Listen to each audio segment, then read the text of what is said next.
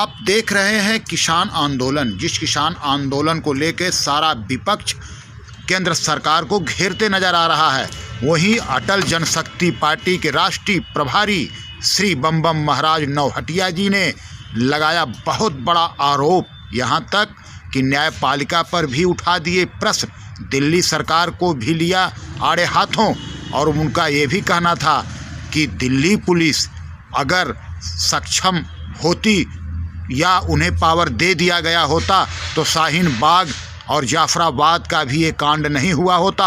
आज जिस प्रकार से दिल्ली पुलिस संभाल रही है किसान आंदोलन इस महामारी में, उन्होंने साधुवाद भी दिया दिल्ली पुलिस को। और वहीं देखिए, आपको मैं रूबरू कराने जा रहा हूं अटल जनशक्ति पार्टी के राष्ट्रीय प्रभारी श्री बम बम महाराज जी, और क्या कुछ कहते हैं विस्तार से। सबसे बड़ी बात यह है, मैं कई दिनों से इस मुद्दे पर अपना विचार रखना चाह रहा था।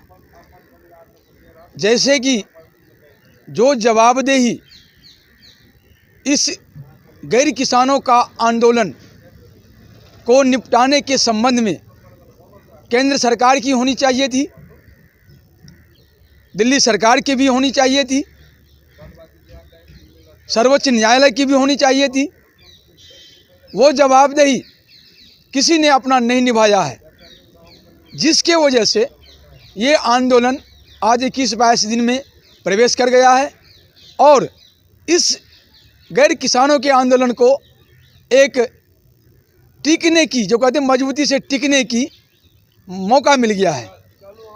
जहाँ तक दिल्ली पुलिस की, बीएसएफ की या वो सभी जवान जो कि इस आंदोलन को रोकने के परिप्रेक्ष्य में दिन रात इस कपकपाती ठंड में अपना ड्यूटी घर परिवार को छोड़कर 24 घंटा दे रहे हैं, मैं उन सभी जवानों को दिल्ली पुलिस सहित बहुत बहुत साधुवाद देता हूं, धन्यवाद देता हूं, बधाई देता हूं।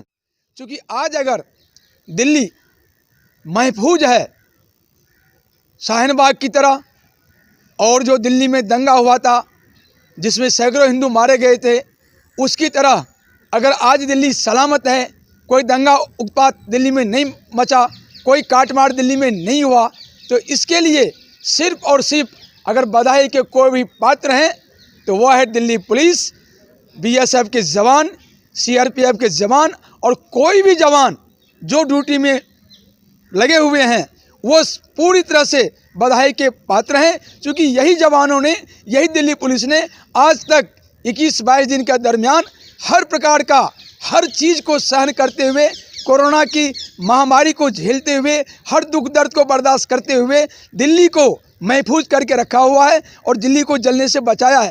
तब भी अपनी जगह थी, दिल्ली पुलिस का वहाँ भी रोल जो गलत नहीं था।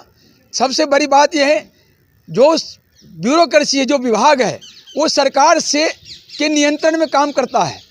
अभी देखिए, आपको 1990 में जम्मू और कश्मीर में पूरे जम्मू कश्मीर के हिंदुओं को काट दिया, भगा दिया। क्यों? क्योंकि वहाँ की सरकार आतंकवादियों के साथ मिली हुई थी, प्रशासन बिल्कुल ही ढीला ढलैया था, उनका रवैया खराब था। और यही हालत जो है अभी जम्मू कश्मीर में है, प्रशासन चुस्त दुरुस्त हो गया है, सरकार का आदेश है जहाँ देखो आतंकवादी को इनकाउंटर कर दो। आज वहाँ आतंकवादी के लिए वो मतलब मृत्युलोक बन चुका। तो सरकार अगर दिल्ली पुलिस को शाहीन बाग में फ्री हैंड कर दिया रहता तो एक दिन से दूसरे दिन शाहीन बाग खाली हो जाता, लेकिन सरकार ने वहाँ पर दिल्ली पुलिस को फ्री हैंड नहीं किया, इसलिए गलती दिल्ली पुलिस की वहाँ भी नहीं है। रह गया जहाँ पर दंगा हुआ, तो दंगा की प्लानिंग जो हुआ, दिल्ली में कई निकाय है, एक तो केंद्र सरकार है, दूसरा दिल्ली सरकार है। तो दिल्ली सरकार के मुखिया अरविंद केजरीवाल सऊदी अरब से पैसा लेके, धन लेके वहाँ से गाइड होता है, तो इनका प्लानिंग था दंगा कराने का।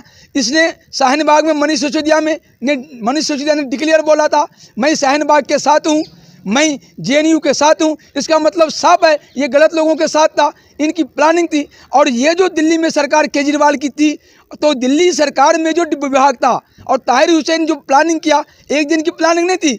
केजरीवाल, मनीष सिसोदिया, संजय सिंह, अमानतुल्लाह खान, इन चारों की संयुक्त कमेटी की हरी झंडी के द्वारा ताहिर हुसैन ने सारी आयोजन किया, सारी विदेशों से, पीएफआई से, सबसे फंडिंग करके पैसा इकट्ठा किया। फिर टाइम पर जो है उसने इसको दंगा को प्रायोजित किया और हिंदुओं को काटा। ये प्लानिंग केजरीवाल की थी। इसमें असली मास्टर माइंड जो है वो केजरीवाल है, मनीष सिसोदिया है, अमानतुल्लाह खान है, संजय सिंह है, जिसके पास कानून का डंडा अभी ये लोग नहीं लेके पहुंचा है। हालांकि बार बार मैं इनसे कहता हूं इन चारों को गिरफ्तार करो, क्योंकि यही दिल्ली को जलाया है, इसने ही सैकड़ों हिंदुओं को काटा है और इसकी अंदर खाना केजरीवाल का तो उद्देश्य यही है जो कांग्रेस का था, हिंदुस्तान को मुस्लिम देश बनाना, और वही उद्देश्य केजरीवाल का ही, और उसी हिसाब से केजरीवाल काम कर रहा है। केजरीवाल ऐसा आदमी के वजह से, सिर्फ ड्यू टू केजरीवाल की वजह से दिल्ली जला, दिल्ली में दंगा हुआ, दिल्ली में हिंदुओं को काटा गया।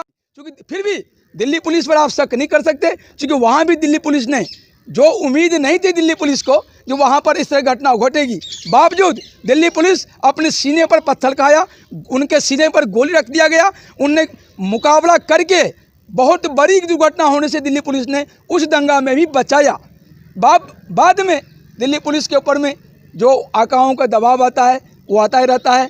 यहाँ पर जो अदालत है हमारे देश में, ये अदालत हमारे देश में आतंकवादियों का पोषक, अपराधियों का पोषक, अपराधियों का समर्थक है। दिल्ली पुलिस करेगा क्या? पकड़ के ले जाएगा कोर्ट में, कोर्ट कहता है छोड़ दो। अभी इस मौलाना साद के सारे आदमी को छोड़ रहा है। मतलब आप देखिए ना, मैं यह बार बार कहता हूँ, जो आज की हमारी अदालती व्यवस्था में जो न्याय के नाम पर जज बैठे हुए हैं वो संदेह के घेरे में पूरी तरह से है, और उनको या तो न्याय का ज्ञान नहीं है या उनको अपने न्यायाधीश होने का पहचान नहीं है।